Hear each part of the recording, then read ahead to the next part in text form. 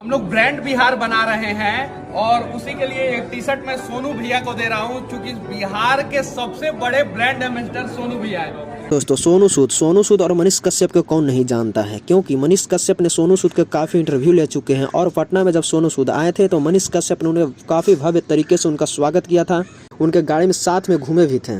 लेकिन दोस्तों जब से मनीष कश्यप तमिलनाडु और बिहारी के केस के मुद्दे को लेकर जब जेल में गए हैं तो उनके बारे में सोनू सूद अब तक कुछ नहीं बोले हैं। सोनू सूद के बारे में आप क्या सोचते हैं कमेंट बॉक्स में ज़रूर बताइएगा। और हाँ जी हाँ दोस्तों, आप मनीष कश्यप के बारे में क्या सोचते हैं उनके बारे में भी कमेंट बॉक्स में बताइएगा।